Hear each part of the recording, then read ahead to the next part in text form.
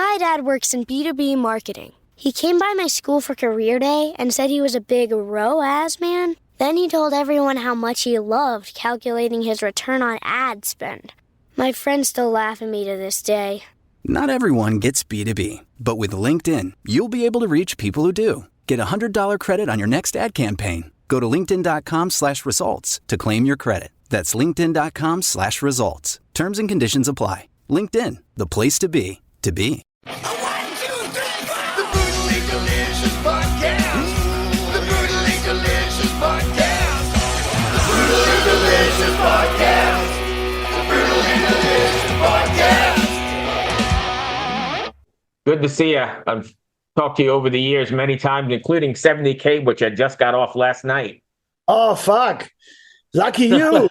Lucky you. I always, my news feed was full of 70K like always. So luckily I was in Greece this weekend. We had to play. So I didn't follow everything because it's always, some jealousy involved seeing others on the ship. It was an epic one for sure. Nice. So anyway, good to see you again. Let's talk about Destruction. New album, Birth of Malice, March 7th. How does it, you ever imagine you'd be getting to your 16th record, first of all? And second of all, how do you continue to come up with new and fresh ideas? Because this is way different than the last one. Yeah, I think we play a lot. When you come back from tour, it's always inspiring to play with the fans, And then we actually have a certain recording process since 3 albums that we record, we go on tour, we record, we come back, we go on tour again. It's like we go back and forth in between the shows and the studio. So we stay fresh as a band. We don't overdo the studio too much. And once we come from the tour again, it's always exciting to produce a new album, So, right. So this way we stay fresh.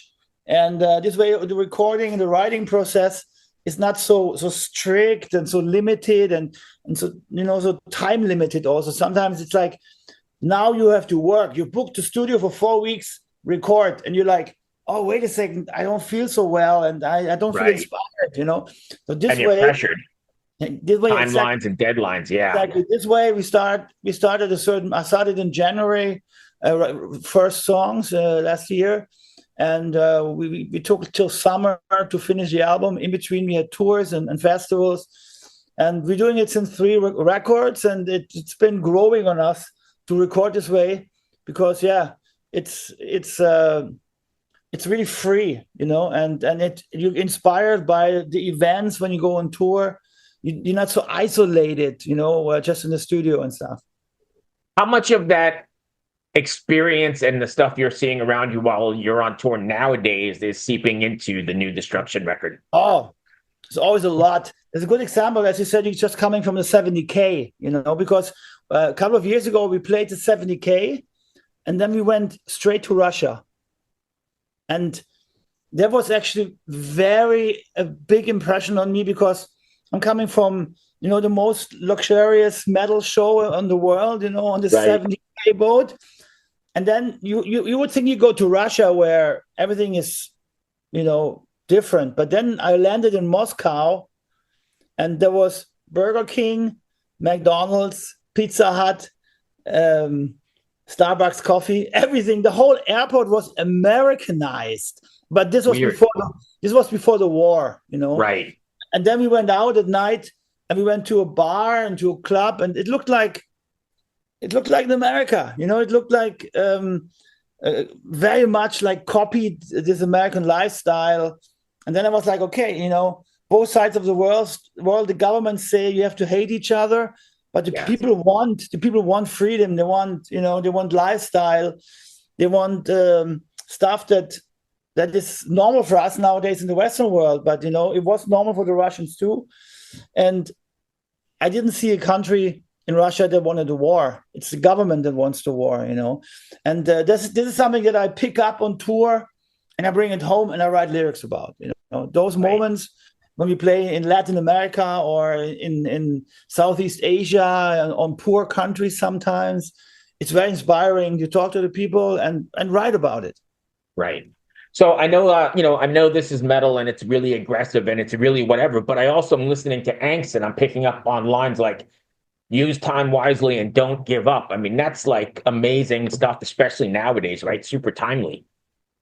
Yeah, I mean, I think it's important to have a message in the songs. Even though we have a lot of aggressive lyrics and it sounds like the lyrics are negative, but usually I always try to bring across a message, or some positive vibes, even in those lyrics that sound a little bit, negative. They're mostly just criticizing things, and and I'm not a messiah. I cannot bring solutions, but I bring suggestions and life experience that I throw in there also, Right.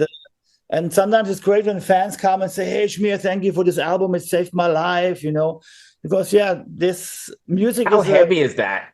that's amazing. It's the biggest gift that people can tell you. That people tell you helped me through a difficult part of my life with your music, with your lyrics. That's the biggest gift as a musician, as an artist, you can have. Do you feel a sense of responsibility then to keep up that message, or a sense of responsibility to your fans to write that kind of stuff? I mean, I write like free-minded, Sometimes I'm like, okay, can I really write that? And is this too heavy? And does it have too much nasty words in there? Right. But in general, I think art should not be censored, So I'm trying to write stuff that I really feel. There's a song on the new album called "Dealer of Death," which is talking about the chemical romance between the biggest German chemical company and the German government after the Second World War.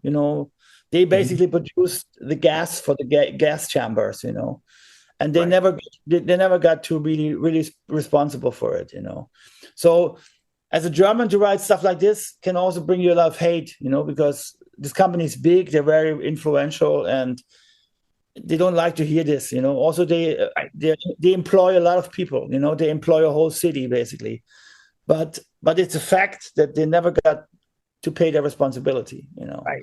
So yeah, sometimes I think about, should I do this? But then, I'm a little punk at heart, I Right. I don't like limitations.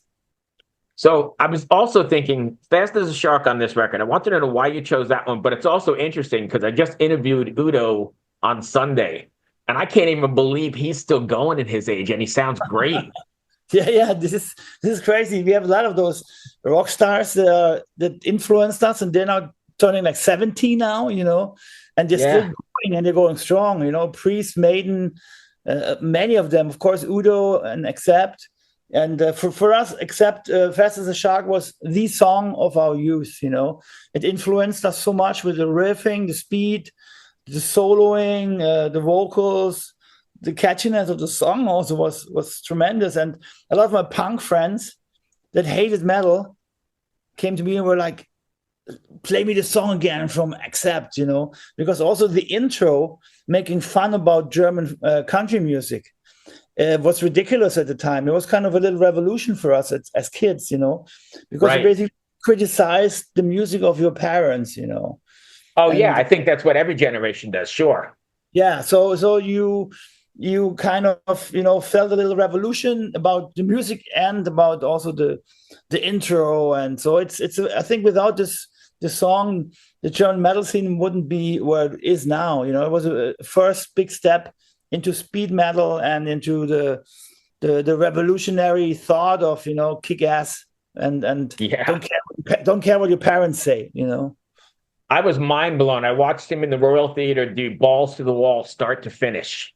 It was just mind blowing. As I was like an 18-year-old kid back in high school. It's funny how music takes you right back to a certain point, but it took me right back to high school, and I was like, holy shit, I'm witnessing this again. Only music got this magic, that's for sure. Yeah. Yeah, it's absolutely insane. Yeah. How did the video come about for A.N.G.S.T? Because that's really killer. A lot of time went into that, right?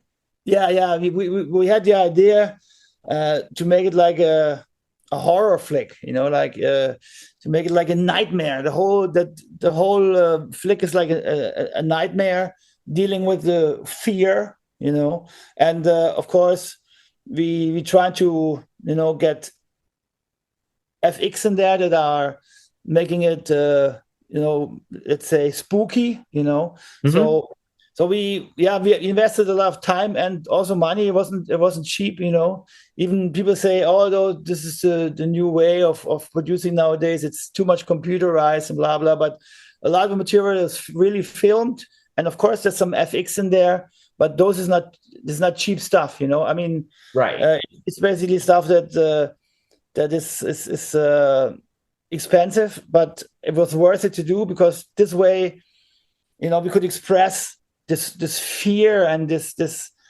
song that spreads this atmosphere. This right. How is it? It's like the song has a special atmosphere, and we wanted to transport it into the music video, and therefore we had to do it like as a nightmare, as a spooky nightmare. Right.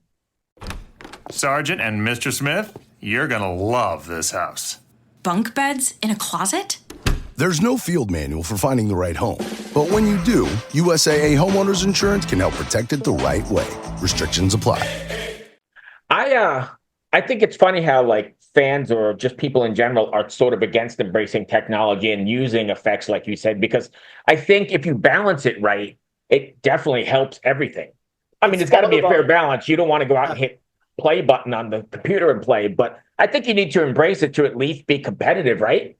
Yeah, of course. And you got to see that without those effects, none of the movies you're watching nowadays, none of the series you're watching will work. It's everywhere. Hollywood is using it since years, and now for music videos, if you, exactly like you said, if you control it and pace it right and dose it right, then it's of course a great tool to use to make better music videos and stuff. Of course, when it comes to something like an album cover, I always prefer to pay a real artist, because the artist is living from the art, so I'm supporting the art, Right. But when it comes to special effects, now we finally have special effects that are affordable and don't cost us $50,000. They just cost us like $5,000, Right. And why not using them then? So, and if you dose them right, it will make everything better. Also, in general, AI will help us to control certain things, maybe also to control the internet better with all the hate that is going on. In the future, stuff has to be regulated. And of course, some of the new technology will be good for that, And I think we have to see, the problem is humans are greedy and mighty for power. They want to have control, and we need to control the AI. That's for sure. We need to control all the new tools that are coming out now, and otherwise we're going to have the Matrix or the Terminator future. We don't want that. Right. I mean, you said it right on the nose, right? Absolute power corrupts absolutely, and you're seeing that everywhere, including here in the States. It's insane where we are. Yeah. I mean, it's the new world, right? I mean, a couple of years ago, everybody was like, oh, streaming is bad. Now everybody's streaming, Right. Lars was onto something 30, 40 years ago. Exactly. Lars got slaughtered for something that was actually a good idea, and he failed to get the government involved to control this bullshit. And now we're all suffering from it, Right. Pandora's box is open for sure. Yeah. At the end, I'm not against streaming. I'm just against the underpayment of streaming, and right. And that's the true fact, that those CEOs and those companies make far too much money, and the artist gets just pennies, and many artists get nothing because, he doesn't pay out until a certain amount of money, And if you see, you only earn like 0.002, like 2 zeros behind the comma, cent a song. There's a lot of bands that don't make those $1,000 in the time period that you need to get your accounting, And if you count it higher, and you see, let's say there's 100,000 bands that don't make it to 1,000, he keeps 100 times 1,000 euros for himself. Yep. That's not a fucking fair model of distribution of music. I know this has nothing to do with the destruction, but we just went down this rabbit hole for a second. So indulge me. What do you think is going to happen here? Is this going to discourage people from creating more metal and more art? Or is I think the problem is that young bands cannot afford to record anymore and to distribute their music. That means at one point we're going to have AI music and no more young bands because it's easier, and that is a terrible dead end, so we need to support real music, we need to support real art, and therefore it's important to go to concerts, to buy merchandise and support the band. And there's nothing evil about listening to Spotify. It's a new tool, we have to use it. Sometimes people say, yeah, go to Bandcamp, it's better paid, which is true, but not everybody's using Bandcamp. And and as you said, the Pandora box is open. We just got to see how we deal with it best, All right. So steering back to destruction, do you ever imagine you'd still be doing this 40 plus years later? No way. If I would have a time machine and I could go back and tell my younger self, dude, keep on going. It's unreal, and it feels unreal because there's also been a lot of obstacles and a lot of, breakups and lineup changes and difficult times and shutdowns where we couldn't go work. And, a lot of times when you thought, oh, is this going to continue? Are we going to be able to do this? But I never had a question about it. But people ask me my whole life, are you a musician? How do you make your money? Or they say, are you a musician? What are you going to do later when you're older? Right. I'm still here and I want to do this as long as possible. And music is not just a job, it's a dedication. Yeah. Was there ever a plan B? No. Or was it all in? No, it was all in. I for some years, I had my own restaurant and my own bar. I was doing both in the same time for a while. And after 7 or 8 years, I sold my place and I went all in for the music again because, you cannot do both because as a musician, you have to be a lot on the road and play. And when you have your own place or your own restaurant, you have to be there, and I decided to go for music because music is a big gift, and it's as long as the gift lasts, you should try to enjoy it. And I said when I'm older, I can still go back to and open up another restaurant and cook again, or do another bar.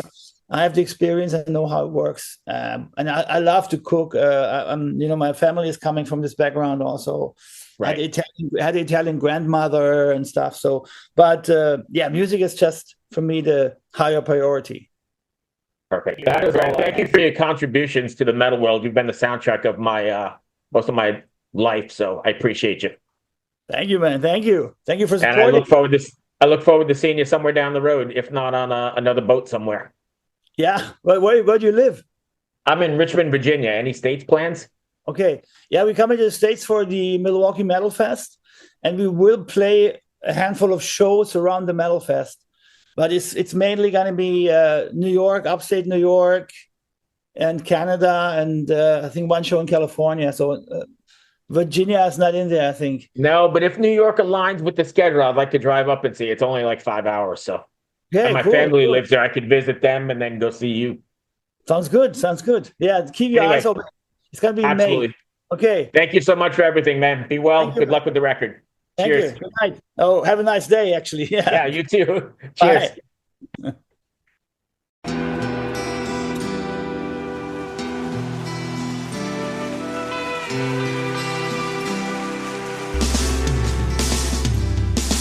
I don't think it overstates things to say that the Beatles were the greatest gift to entertainment and culture of our time, a secular religion, if you will, with their universal appeal and demonstrable impact on people's lives. I'm Robert Rodriguez, host of Something About the Beatles. With every episode, I speak with historians, musicians, artists, and Beatle witnesses, all in the service of fresh insights into the most joyous cultural entity the world has ever known. I hope you'll join me and listen to Something About the Beatles, now on Evergreen and wherever you get your podcasts.